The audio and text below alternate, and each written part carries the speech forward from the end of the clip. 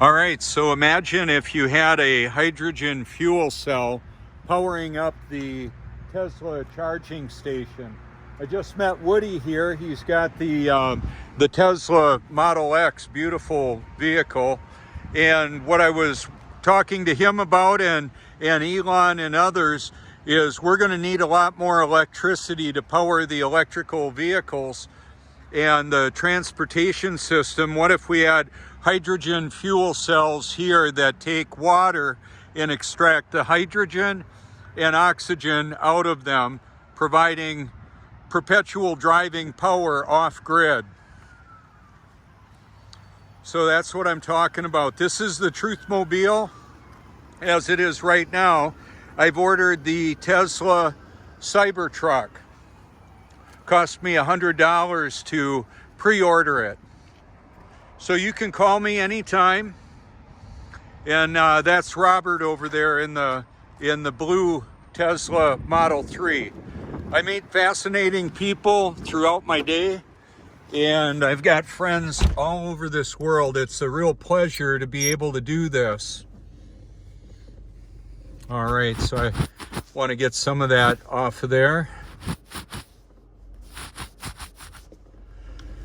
Okay, so this is a direct recording, and then when I get home, I'm gonna upload it through my wireless router at home.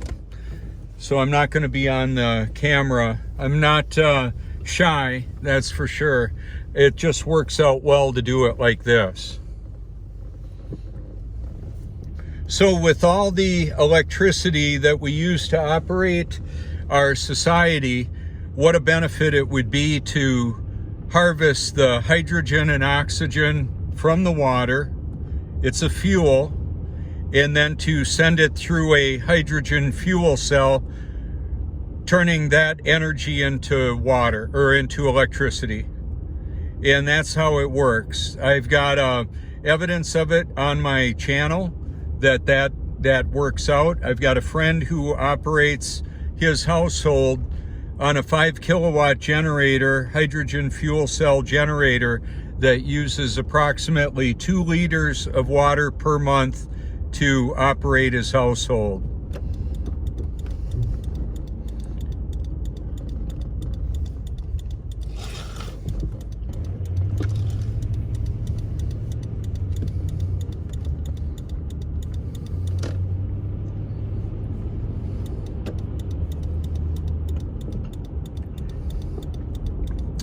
So what I did too on the video here, I have the wide angle lens on the iPhone Pro Max 11. It gives a nice view and it's beautiful. And I'm just using the standard microphone. So those are some of my notes on the video itself. I've had different difficulty with buzzing sound from microphones, especially getting near electrical powering stations. It happened to me the last time I did a video there. So it's a bit chilly right now, roughly 50 degrees as it is. And one of the other events that we've got going on in the world is the eruption of Cumbre Vieja on the island of La Palma.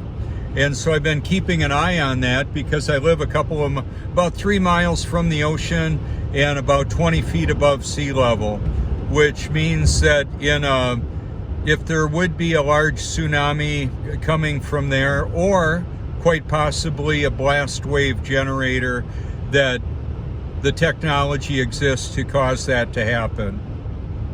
Just so you know, it could even be something like an underwater detonation of a device that creates a large wave. They exist. That technology does. Automation and autopilot, self-driving capabilities on the vehicles.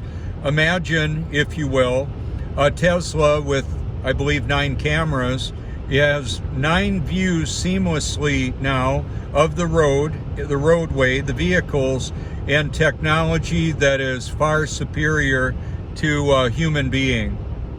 Artificial intelligence is self-aware. It sets its own directives, writes its own software updates. That's problematic because we have autonomous weapons that can make the kill call. We have technology in the biomedical, CRISPR technology, gene modification therapy, and a variety of delivery mechanisms that include the air, food, air, water, electronics, and injectables. All technology that can affect our cognitive function, and there's technology that can be put in those systems that I mentioned that very much manipulates and links humanity up to the artificial intelligence control system. The Silent Weapons for Quiet Wars document on my channel is just a little bit more than an hour to listen to. It's a powerful document that I've actually heard William J. Cooper, Bill Cooper, have sound bites come out of it in his vintage broadcasts, The Hour of the Time, and Behold a Pale Horse. He was, I believe, well aware of the document and maybe was instrumental in making that document public. When I first heard the document, I went ahead and recorded it on Facebook and then downloaded it to YouTube and downloaded it to my computer and then uploaded it to YouTube. So I've got my own version of it that I recorded of another recording. That original recording has been taken down. On my channel, as my research library, you would see many videos that are there. Over 5,000 videos on my research library, that one playlist. However, I've got many other saved playlists I would like to draw your attention to. My Silent Weapons for Quiet Wars research library with my name hashtagged in it, and the phone number is, I did that for a reason. I wanted to help you look on the different platforms that have less censorship directly of topics that are covered. So if you hashtag my name in a Google search like I did this morning, there were over 4,000 results. Less than a minute later, there were only 1,000 results. 3,000 went away. Where'd they go? That's one of the questions that I have. Each individual gets their own individual search result. So you can imagine that there's quite a bit of choreography in how artificial intelligence gives people a different perspective. So the truth is not based on popular opinion. It's not popular and it's not an opinion. It's simply the reality of the situation, whatever situation it is. So the biblical proclamation of our world, the world we live in, the earth we live on, is that the earth is stationary and level, and that the sun, moon, and stars move above us. That's the nature of our reality. So those that are promoting unbiblical cosmology that's also not supported by our reality, I'm exposing it. So the spinning, wobbling water ball hurling through space is a lie. Apparently, according to the heliocentric sun-worshipping deceivers, we would be spinning over 1,000 miles an hour. For gosh sakes, we'd all go flying off. And then there would be upside down people, wind chimes, and toilet water going the opposite direction of one another. None of that's happening. It's absolutely ridiculous. But keep in mind, I used to believe the global lie. Now I know for sure that much of what I previously believed was false. I've proven it to myself. And whether you like it and or agree with it does not change the intellectual high ground of the truth. The truth simply is, as a biblical creationist, I believe Jesus Christ is the way, the truth, and the life. And in the Gospel of John, he says, they were born of the Spirit, not the decision of man. Man doesn't decide to become a child of God. He either is or isn't.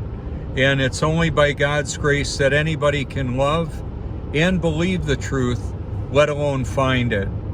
It's just not going to happen for Satan's children.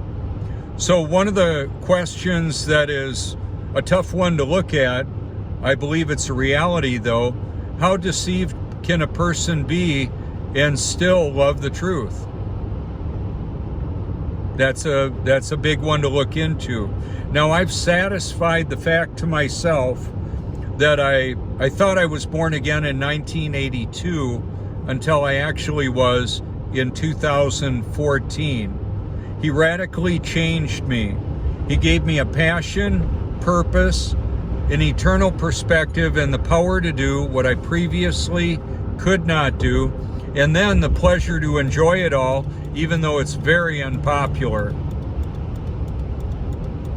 So that was my wake-up call.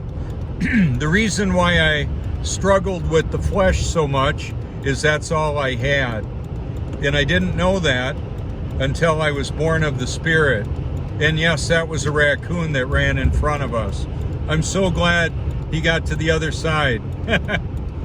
Why did the raccoon cross the road? To get to the other side.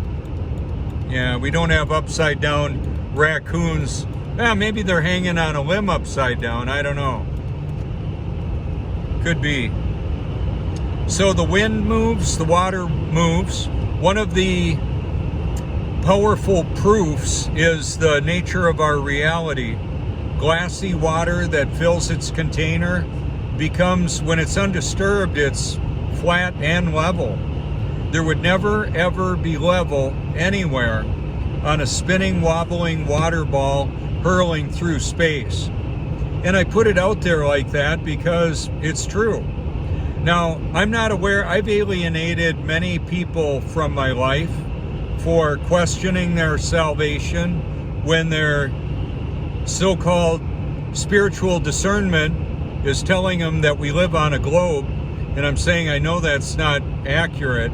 I know that the globe exists as a mind control tool and a system of human control of the population.